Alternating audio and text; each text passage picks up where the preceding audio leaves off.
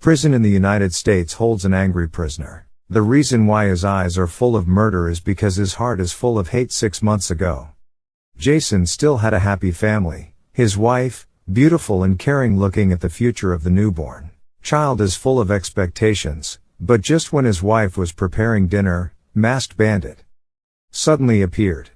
When Jason realized that something was wrong, his wife was already dying. The cunning bandit sprayed LSD and fled the scene with great arrogance. When Jason woke up, he found the murder weapon in his hand and the police coincidentally surrounded the place. In this way, Jason was treated as his wife's murderer and sentenced to 50 years in prison. On Christmas night, Jason was sent to a private prison.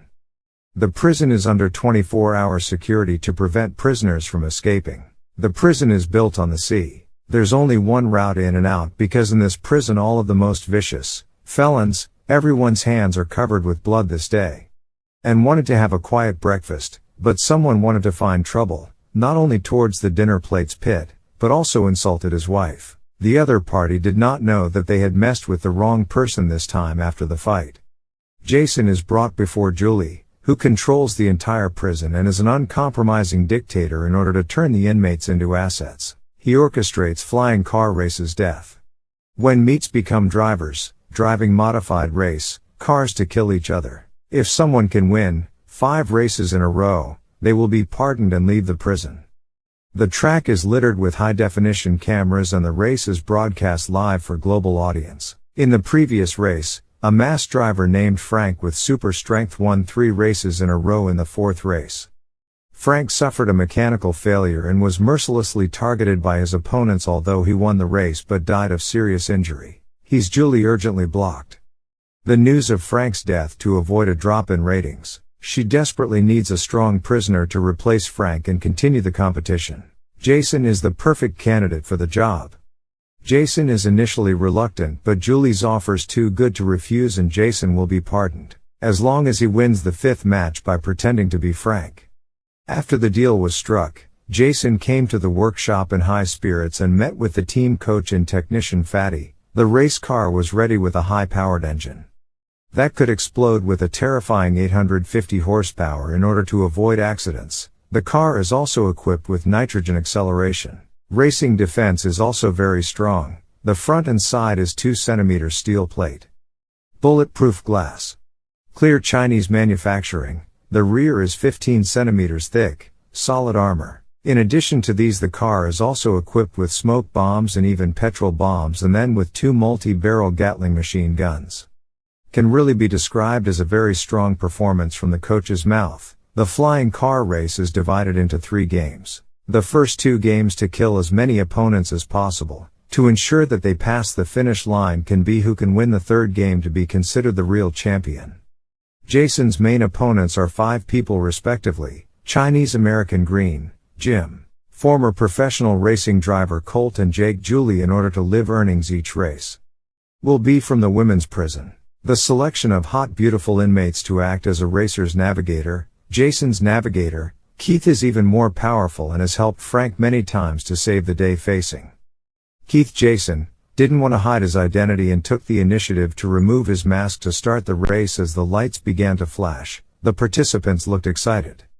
The global live broadcast was also launched with over 45 million people paying to watch. Jason took the lead with the Frgas and the rest of the team quickly sprinted off. The pack started to rampage and Jason soon lost his position, coming in 4th. Keith calmly commanded a shortcut to follow and Jason hit the gas at the intersection to take the lead. Once again, the race came to the 2nd lap and Julie ordered the sensors to be activated, triggering gunfire, smoke bombs, napalm and traps. Jason lacked experience in his first race and failed to activate the weapons and was caught by the enemy behind the car, firing wildly with Gatling machine guns. But the driver's skills were really poor and in turn was found to be broken by Green, who was excited at this point. He was looking at Colt in front of him, who didn't want to be killed and rushed to escape from the steel spikes to launch a counterattack.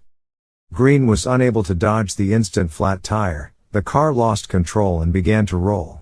14K saw the right time to send a missile. The car was blown away and crashed straight to the ground. Green climbed out of the car and started to spit out the fragrance.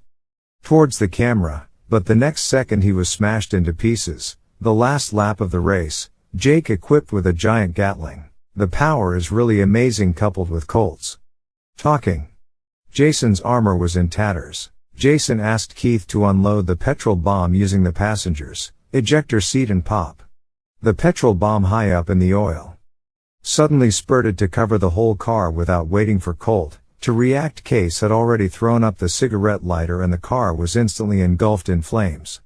He's after a fierce struggle. Jason always occupies the first place and Fadi had won immediately. But inadvertently, he saw that the provocative gesture made by Jim was exactly the same as that of his wife's murderer.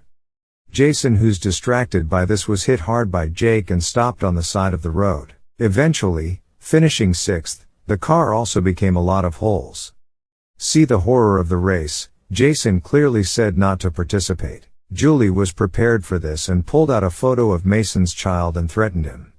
So Jason had to compromise again that night. He came to the workshop in anger. He wanted to ask Jim for clarification, but he was prepared.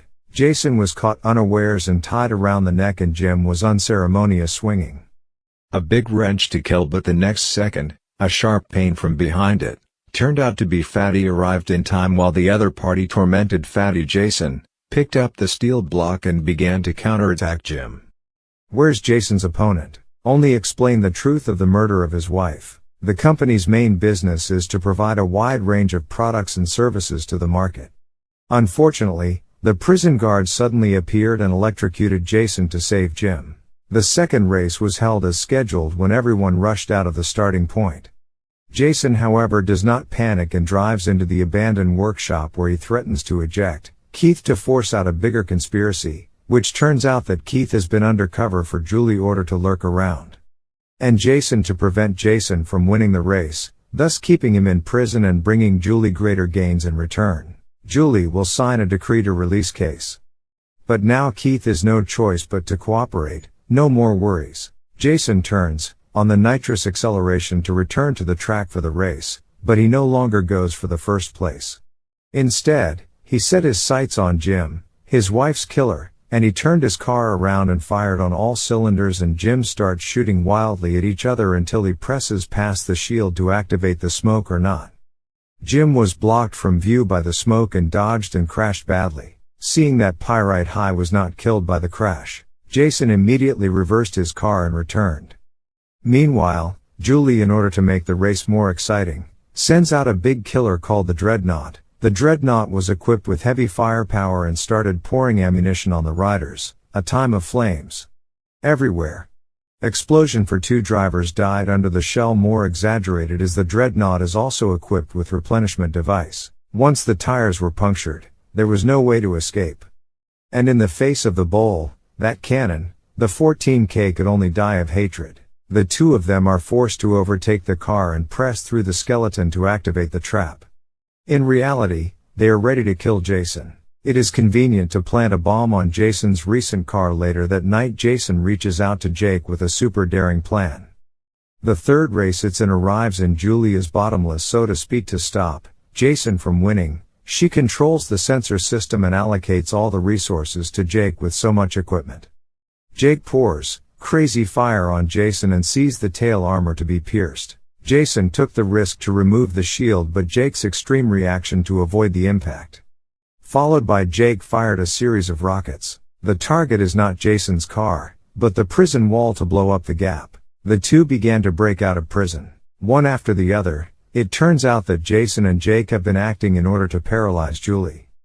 Julie is furious to detonate the explosives, but never thought that the bomb had long been defused by the coach. Jason throw down the spare fuel tank and stop the large number of pursuing police cars on the bridge, the helicopter in the sky, but followed closely. Jason took the initiative to cover Jake, lure the helicopter to the pier, jumped off the car in the night. It turns out that Keith has already got a release order and will be safe and sound even if he is caught. With Keith's help, Jason and Jake managed to rendezvous Ronnie away by train.